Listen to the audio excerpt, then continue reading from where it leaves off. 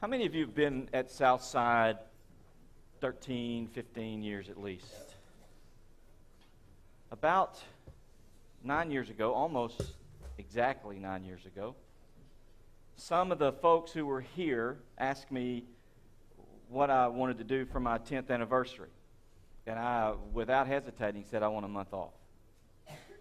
Really didn't call it a sabbatical at that time because we didn't have a sabbatical policy here at Southside, but I knew that it had been a great 10 years to that point, but it also had been an exhausting 10 years at that point. Today, I want to take a little time and talk about a sabbatical, what it means. I'm going to tell you some specifics about mine and what I learned in this past month. But you know, whether you're an engineer or you're a manager, you don't get a sabbatical. You get vacation, but you don't get a sabbatical. Why do we all hear about ministry sabbatical? Not every church does it, but many are getting there.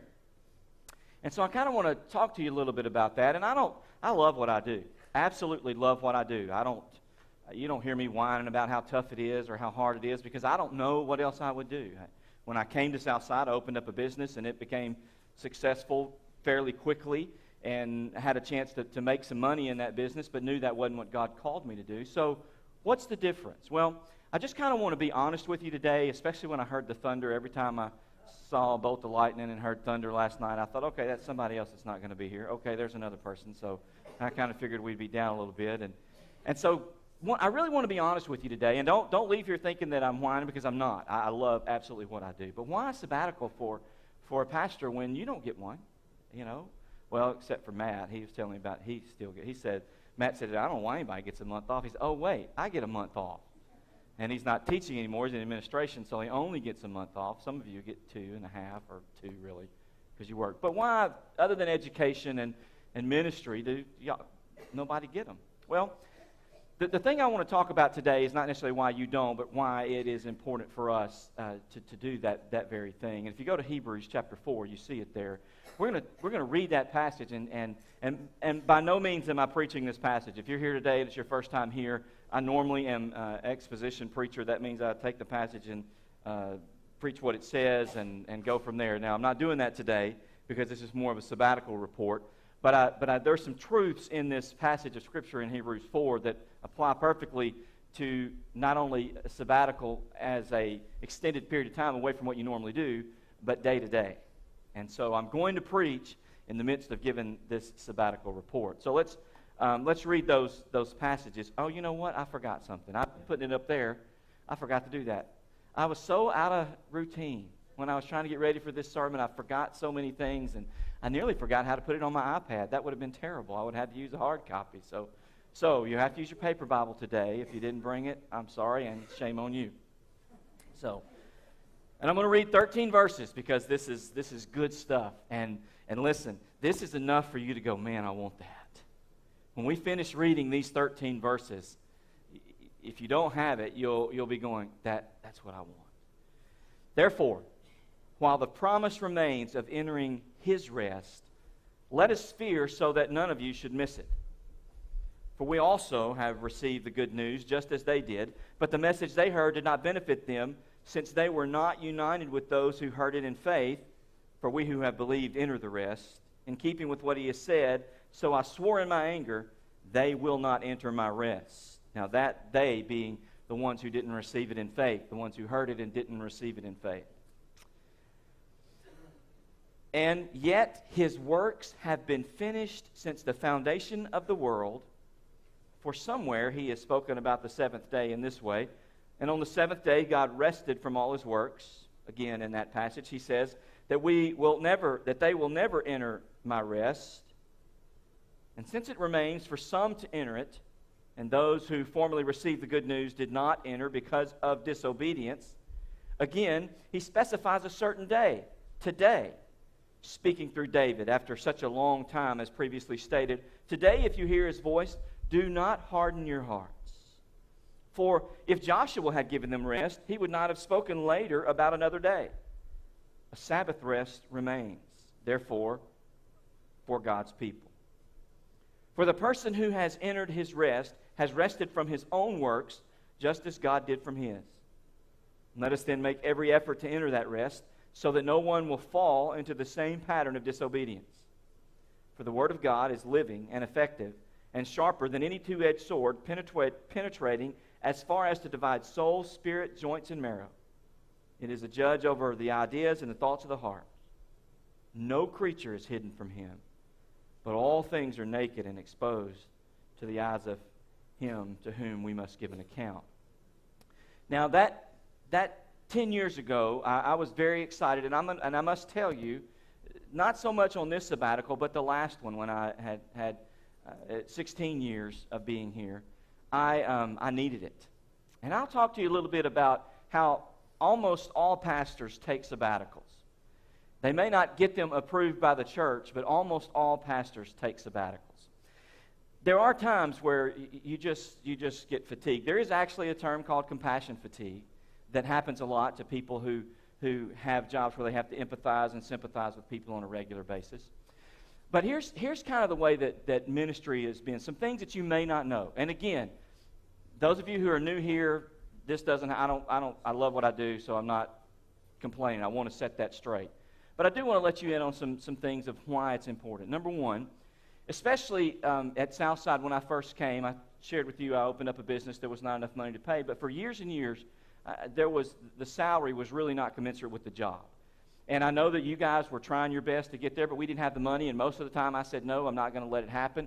And recently you've given me raises that have brought it up to a place where I'm living comfortably. And I appreciate that very much. But most of the time when people work the number of hours that a minister who is following God's call works, they make a lot more money.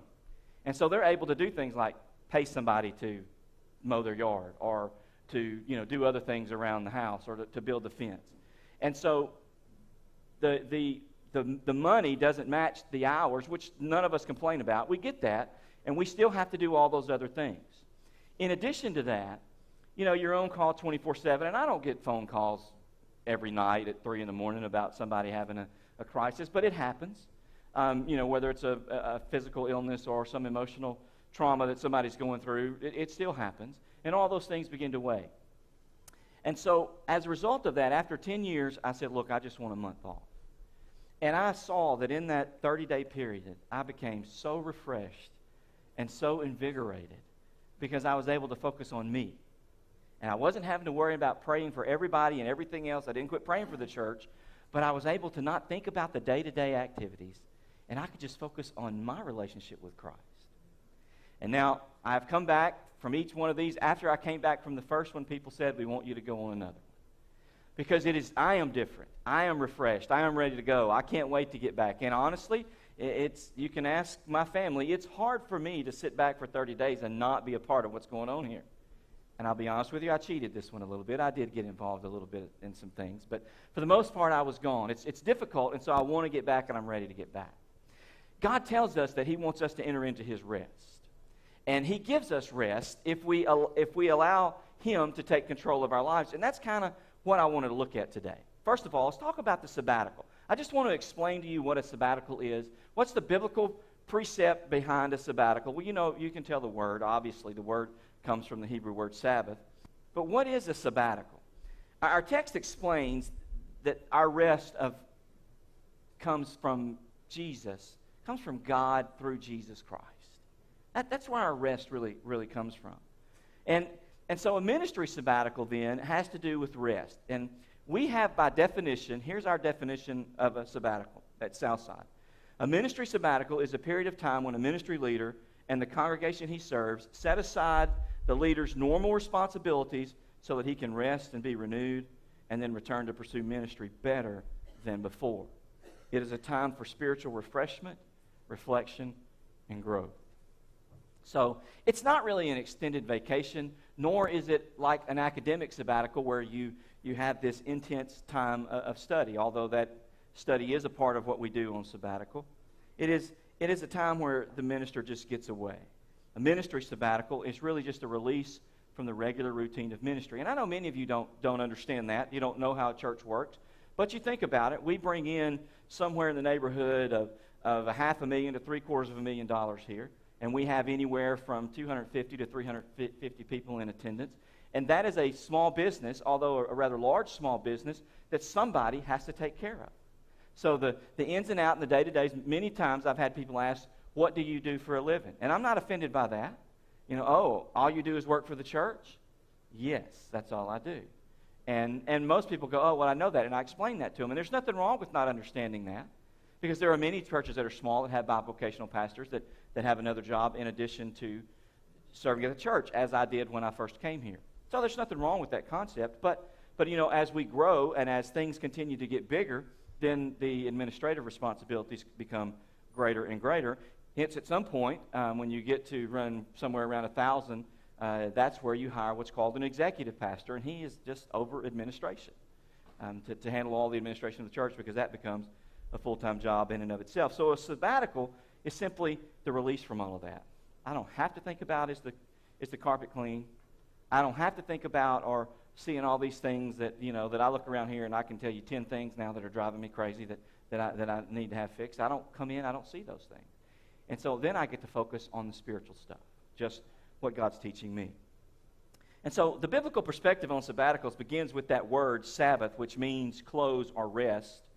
And by resting and by commanding to rest, God said, remember the Sabbath and keep it holy in Exodus chapter 20. God both models and stipulates a Sabbath for everybody, not just for ministers, but for everybody. Now, all of you need to have some kind of Sabbath. Now, you have a greater chance of doing that on Sunday. Sunday is not my Sabbath day. Hope that doesn't disappoint you, but I work most Sundays. And so it's usually a lot of hours on Sunday, so I try to take Saturdays as my every week Sabbath. Usually about noon on Saturday, I'm through doing whatever I'm doing. And I go in the house and I do whatever.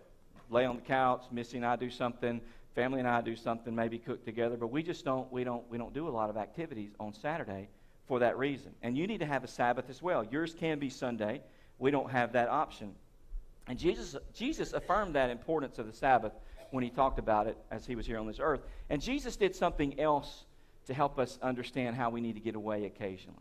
If you go through the Gospels and you look at all 4 of the Gospels, you'll see that in a 3-year period where Jesus was here ministering on this earth, 4 times a year, 12 times, the Bible says that Jesus went away for a period of time.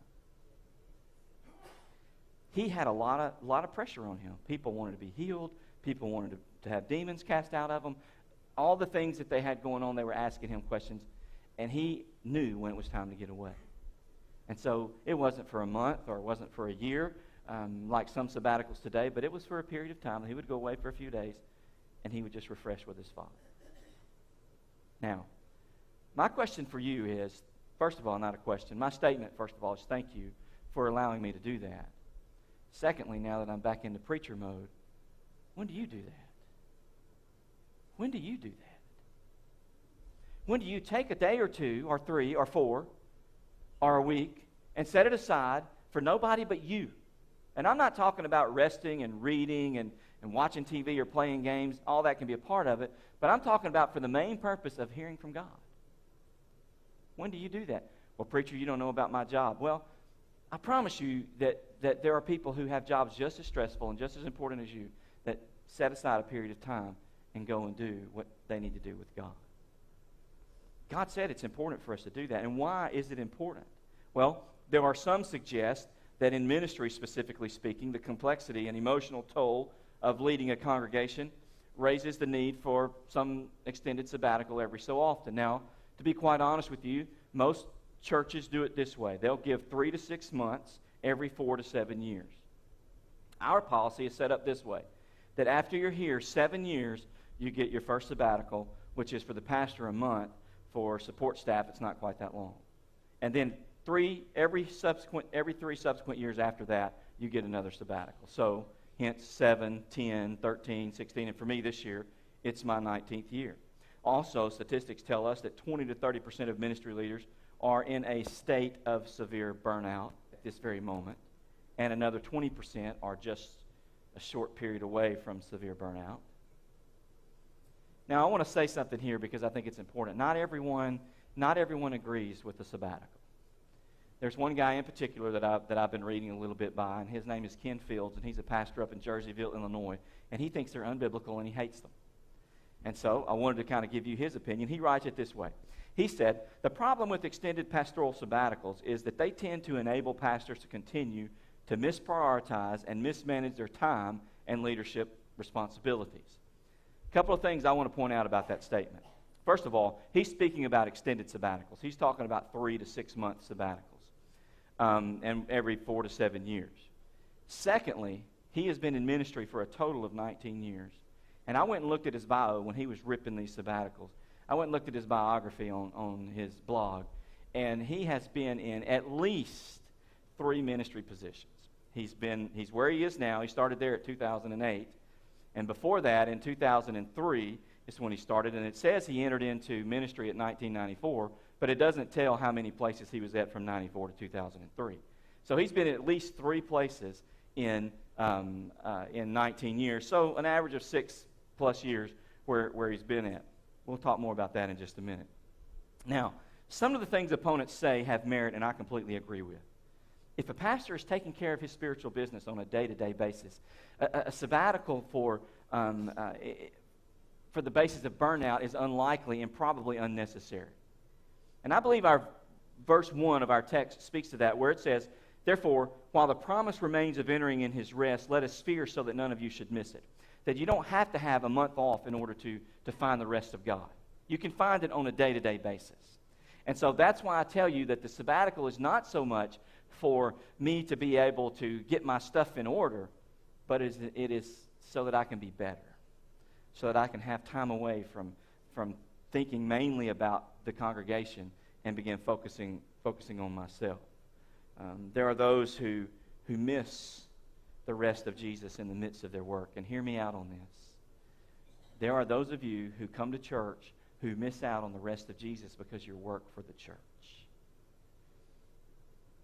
And I want to tell you, if you're, it doesn't matter whether you're a pastor or whether you're a Sunday school teacher or whatever you are, if you are working in the power of God, if you are working according to God's plan, this passage teaches us that it is not you that's doing the work, but it is Him. And you are entering into rest in the midst of your work. So there is some merit to saying, well, we don't really need them. And you don't need them. You shouldn't need them for spiritual burnout, although that happens. But not all sabbaticals are just rest. As earlier stated, for me, it's a time to set aside the normal day-to-day activities and focus on some things that I couldn't do otherwise. That's kind of where our sabbatical is. But now let me get a little bit more into your business and then let you know a little bit about what happened to me this last month as we talk about some lessons I learned. Let me tell you about some spiritual lessons that I learned on this sabbatical. I say this with heavy heart. I am more burdened for Christianity now than I ever have been before. I traveled from Lufkin to Dallas to Atlanta to South Carolina, down the east coast of Florida, then back up the west coast of Florida, and did many things. Did many things that I've never done before. And I am more burdened by Christianity than I ever have been. Folks, we don't get it. We don't get it. I heard from those that I shared Christ with that they were Christians to the point that I wanted to scream. Now, that's a good thing when I was sharing in the line at Walmart or when Chase and I are sharing with Kobe at Lowe's just the other day when we were picking up the fencing supplies. But when I was sitting at a bar, when I was sitting at a bar or I was in line at Universal Studios behind one of the most profane men I'd ever heard in my life, before and after I talked to him about his relationship with Jesus, and those people sitting there say, oh yeah, I love Jesus. I'm a Christian. I'm concerned. I'm concerned. And then I got to thinking about it. What if there was some guy that was just traveling around the country, he wasn't from Southside, and he was going to Nacogdoches and Lufkin, and he stopped in at some places that Christians shouldn't be at, and he starts saying that same thing? How many people who are a part of Southside, the congregation of which God has given me responsibility, who would be sitting there doing the same thing these other people are doing, saying, hey, I'm a Christian. I know I'm going to heaven. I'm burdened.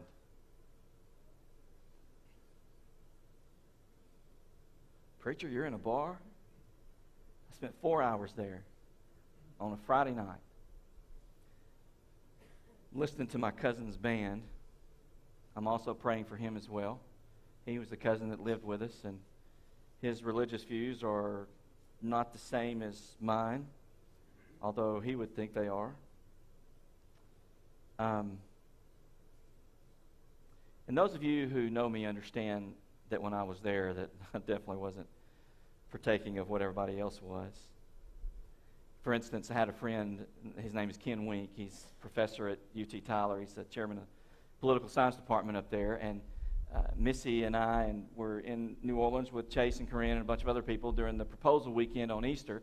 And we got up and went to Cafe Du Mall one morning, and I look in the line, and Ken lives, we grew up in West Monroe together. He lives 90 miles from me, but I never see him. And we actually roomed together in college. And I looked in the line, I said, Missy, is that Ken Wink?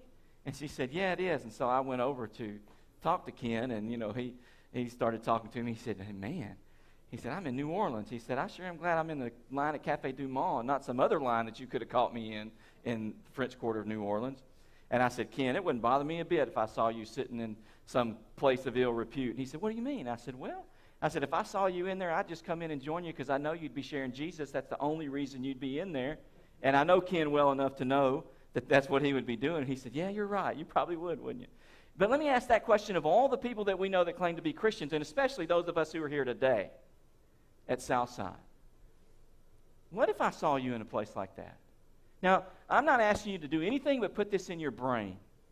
I saw you, and it doesn't have to be a bar or some strip joint on Bourbon Street, just some place that you're probably not supposed to be.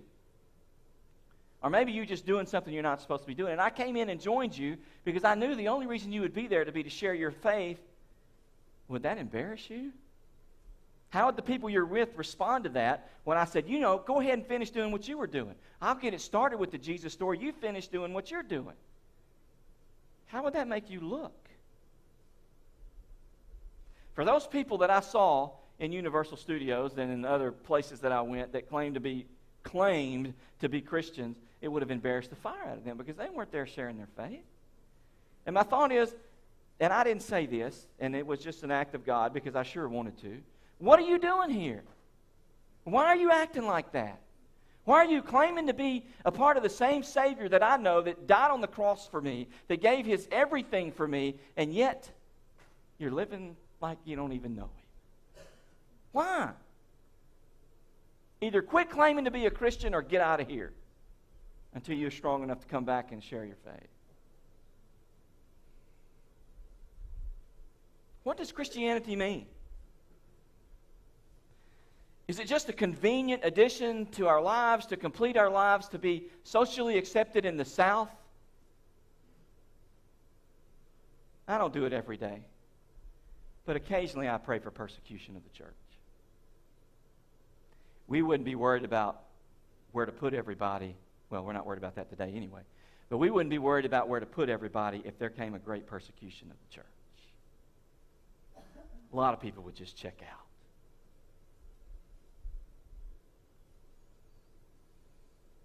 What does it mean? It's not just a convenient addition. Let me tell you what Jesus said in Mark chapter 8. He summoned the crowd and His disciples, and He said this to them. He said, if anyone wants to be my follower, he must deny himself, take up his cross, and follow me. For whoever wants to save his life will lose it. But whoever loses his life because of me and the gospel will save it. I don't see a lot of people claiming to be Christians losing their life for the sake of the gospel. And this isn't just speaking about death. This is talking about day-to-day living where you're giving yourself for the gospel. We have too long leaned on the crutch of Christianity and made it allow us to feel good and to feel confident about who we are. But Jesus says very plainly, look, you can say you're a Christian all day long, but if you're not ready to lose your life for my sake in the gospel, you're not worthy of me. You're not following me. He said that. Consider your activities of the past week. If that pastor on sabbatical happened to travel through here and jump in with you, how would you handle it? Can I remind you, that when you committed your life to Jesus Christ, He came into your life and He goes with you everywhere you go. You don't need a pastor on sabbatical to make you embarrassed. But that's the problem. That's another problem with Christianity. And what I'm seeing is we're okay as long as we don't get caught by a person. That tells me that our Christianity is not based on a relationship with a Savior. It is based on a pretense with people. We're usually not sorry about what we do. We're sorry that we got caught. But Jesus catches us every time we do something because He's with us all the time.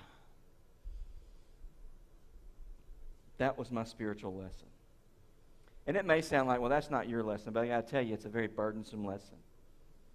It's why I don't pack up and move to Burkina Faso. It's why God has not called me to foreign missions. It's because I believe that one of the greatest mission fields in the United States of America is the church. That people sit and they come to church and they give a little money and they think everything's okay in their life. And it's going to be a sad day of reckoning when they go stand before Jesus. Well, let me tell you about an emotional lesson. This is the biggest relief for me. I've already told you I don't have to concern myself with the day-to-day operations. I don't have to see all the things that are undone. In striving for excellence and with the gift that God's given me, the way that God's made me, I very seldom look at something and go, man, everything looks good. I mean, I come in here, this beautiful new auditorium, 2 days after it's built, and I start going, man, this needs to be done, this needs to be. That's just me. And I don't apologize for it. I don't try to do that. That's just what I see. I never, the glass is always half full for me. It always has. My eyes focus on what is yet to be done. My thoughts go to how much better it could be. That includes buildings, it includes organization, it includes people. How much better we could be, how much more we could do. Being relieved of that is a great sense of rest for me. When I can jump in the Mustang convertible and did you know you can drive on Daytona Beach? I love it. I dropped the top, gave him my $5, and I said, how far can I go? He said, further than you can get to today. I said, no, I took off. I said, where can I park? He said, it doesn't matter. Just don't go too far into the water because you won't get out. I said, good advice. So those kind of things, you just drive and you see people and you talk to people and you get to share. It's just incredible. Because I didn't have to worry about, where the air conditioner's set or the door's going to be open. For me, that is the greatest thing. But what I now remind myself of in the midst of all this, what I see as chaos, is that verse 9. Look at that verse 9. The Sabbath rest remains, therefore, for God's people. I don't care what you're doing. I don't care what kind of chaos you're in. A Sabbath rest remains, therefore, for God's people. Do what you got to do. Highlight, underline, put a note card there. Hebrews 4:9. Most of us are looking for rest. We're tired. I can't go on. I can't continue at what I'm doing. I am burnt out. I am weary. Something's got to change. Here's what has to change. You enter into His rest. No matter how crazy things seem, God has promised rest. Look at verse 10. For the person who has entered His rest has rested from his own works. You're not stopping, but you're resting from your own works, and God then comes in and takes over and does your work for you or through you. That's a great emotional lesson that I learned. And it's not that I didn't know that. I was just reminded of it. I've even preached that. But sometimes I have to remember that this isn't about me. This isn't about who I am or what I can do. This is about allowing God to do things through us. That's my emotional lesson. My physical lesson won't take long. My physical lesson is this. I am old. I went to Universal Studios, and since I was by myself, I decided I was going to buy the Express Pass. It's like $50 in addition to the $100 you spend to get in the park. Couple of things. You don't need to worry about spending all day when you buy the Express Pass, and you don't need to be 50. Because here's what happens with the Express Pass. You walk in, they have a line for everybody else, and they have a line for you. I never waited in line. No more than one time I had to wait like a minute because there was 2 or 3 people. I go right in, I get on the ride, I ride. I get off the ride, I go to another ride, I ride. Normally you spend most of your day standing in line, correct? I rode 8 rides in less than 3 hours. Yeah, that's funny. I started graying out. You know, some of them pulling 3 and 4 Gs. And I'm on this one called the Rocket, and it goes straight up and straight down and loops around. And about the third loop, my eyeballs started going, boom, boom. I got off that thing and went, whoa. And I wasn't nauseous, but I was like, okay, I need a cane. So I texted Missy and said, I'm old. And I was mad about it more than anything because I'd spent $50 and I'd bought 2 days' worth of passes. And I still had the next day. So I got there right when it opened at 10, and by 1 o'clock I'd ridden everything twice. So this lady walks up and said, sir, we don't want to take much of your time, but would you like to help us with the market research? I went, how long does it take? She said, 25 minutes. I said, yes. Do I get to sit down? She said, you can. I said, great. So I made 20 universal dollars by telling people that their cabinets were ugly. But that's what they wanted to hear. I am old because I would gray out. I'm also old because the first day I was at Universal Studios, it was very, very low, and so I definitely didn't have to wait in line. The second day, I think there were 27,000 middle schoolers there. Girls, all of them. They scream before they even get on the ride. And I'm a single, so I have to ride with 3 middle school girls. And so I get on the ride with these 3 girls that are there, and, you know, I'm a little worried anyway. Who's this 50-year-old pervert by himself riding with middle school girls? So I'm sitting on my hands to make sure there's no confusion. But one of the girls, they literally had to pick her up and put her on there. She was very emotional. She got to the ride. She didn't want to ride. Her friends literally grabbed her by the arms, stuck her in the middle, and so it was middle school, that scared one, then another one, then me. And I'm sitting there, and I can't help myself. I look up and I go, hey, look. And, you know, she's already crying. That bolt is loose. I'm not kidding. And her friends are scared. And I'm like, that's the main one that holds this thing on. And then, boom, we take off. Ah! Let me off. Yeah, that's just terrible, isn't it? If she wouldn't have been screaming so loud, that would have been the perfect time for me to tell her about Jesus because she thought she was going to die. So, well, when we got off the ride, this little girl was just jumping for joy, talking about that is the most fun thing she has ever done in her life, even with the loose bolt on the top. And so I told her, I said, look, you're going to make my sermon illustration. She said, how's that? And I said, it's just the way it is. So oftentimes we're really scared to commit to Christ. We're really scared to sell out to him, but once we get in and just take off and let him do his thing, we have so much fun and we enter into his rest. We didn't have to do anything. You don't even really have to hold on. You know, it makes us feel good to hold on to white knuckles when we're going 4 Gs around that ride, but it's not doing you any good. You're not going to be able to hold yourself in if that thing comes undone. You don't even have to hold on. And that's the way it is with Jesus. We learn more about him when we just let go. And I saw that in that girl, and I saw it in that ride, and God forgive me for what I did to that poor little girl, but it was so much fun. So that was a physical lesson. I'm old. I don't know that I'll be able to ride rides like that anymore. And finally, let me talk to you about the church lesson. Most often, I visit larger churches to see how we can improve. And to be quite honest, and I'm going to be very honest with you, I leave feeling like I have failed because we don't have what they have or we don't do what they do. And, shortly after I repent for covetousness and get busy again at Southside doing what I need to do. This year, however, I visited churches about our size. And let's just say I didn't come away with covetous feelings. That'll be the best way to put this and be nice about it. At one place, the pastor was on sabbatical. Yeah. And the college minister was preaching. Hang on.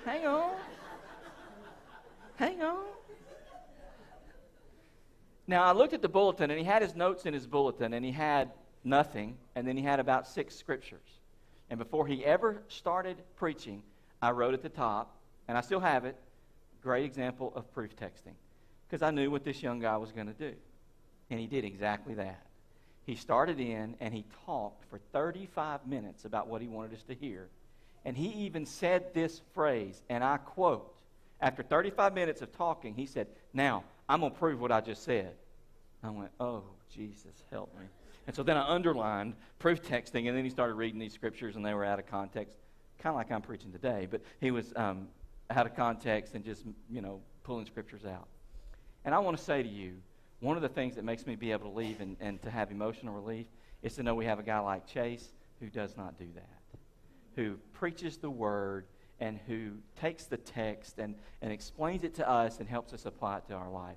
And I say thank you, bro, for doing that. And it's a big deal to me to know that, I've come back after being gone and had toilet illustrations to deal with and emails from you and, things that I'm just going, where did that come from? And y'all remember what I'm talking about. So I say thank God for Chase in that area.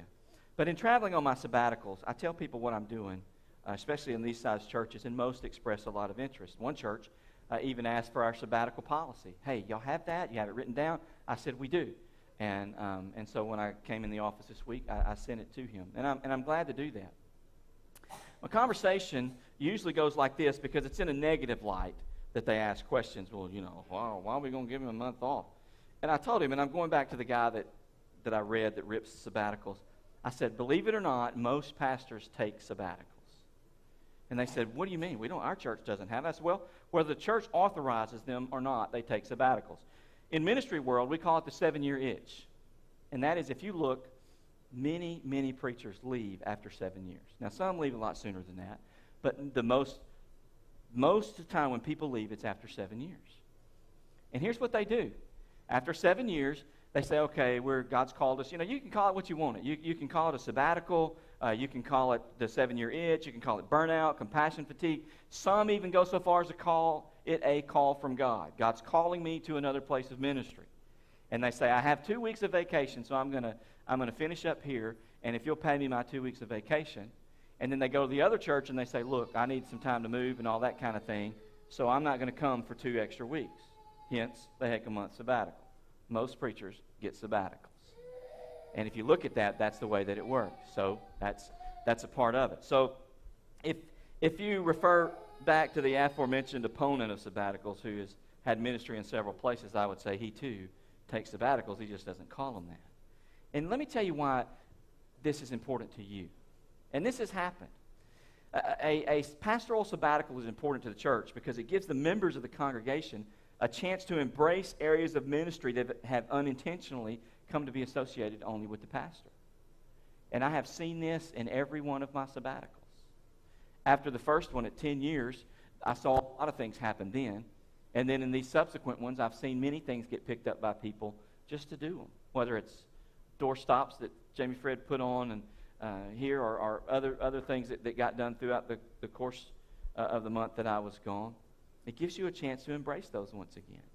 Now, this month, I was very intentional not to respond to any staff correspondence. I know they felt like I was ignoring them because I was. Whether it was a text or an email, I just didn't respond. And it was a test, I'll be very honest. How are you going to handle this? How are you going to deal with this issue when I'm not there for you to ask questions? Fix it. Do it. And the same thing is true for all church members. When whether it's youth minister or children's minister or worship ministry, we oftentimes have a tendency we as staff have a tendency to assume things that we don't need to assume because we don't want them to go undone. And so a sabbatical gives the church a chance to do that. With very few exceptions, our staff handled everything very well on their own. I want to go back to verse 11 as we're concluding this. Let us then make every effort to enter that rest. Now, most of us would not deny that. We want to get into that rest. We want to enter into that rest so that no one will fall into the same pattern of disobedience. Even if you go back to earlier verses, here's the reason that we leave the rest. When we say yes to Jesus and commit our life to Him, we enter into His rest. But because of disobedience, we leave it. And when you start disobeying God, you have a tendency not to want to be in His Word. Well, why? Well, look at verse 12. For the Word of God is living and effective and sharper than any two-edged sword. And it doesn't have to be some big, humongous sin where you are completely engrossed in the sin of pornography or drugs or alcohol. It could be some little bitty thing that you're dabbling in, and still that sword begins to cut you, and you don't like it. Many people are looking for rest and peace everywhere but where they need to. Some, as I traveled across the country and spent some time in 4 different churches, really 6 different churches, but 4 different weeks, some are busy with legalism. They're so busy trying to make everything work on their own power that they're killing themselves and don't even realize it. Then on the other end, there are some that are so busy, but they're busy with pretense. They're just busy trying to make people think that they're a believer. And then there are others who are busy abusing grace, that go do what they want to do. And the truth is, all we need to be busy about is finding rest in Jesus.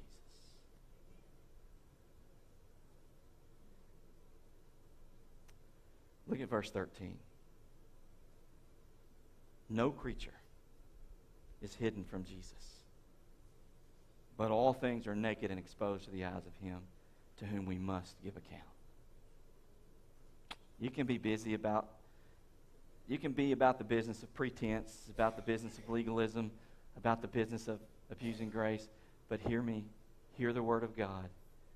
You are naked before him. Nothing is hidden. He sees it all. And it's not about how you can fool your friends or how good you can fool the preacher.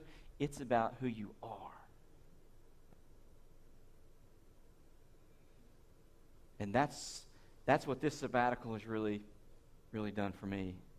As I've traveled around and seen these people claiming to be Christians, it's not about who they are. It's about who they can fool. Some in bars, some in amusement parks, and some in churches. But everywhere I went, I saw people who claimed to be Christians who have so much junk in their life, and they don't have rest.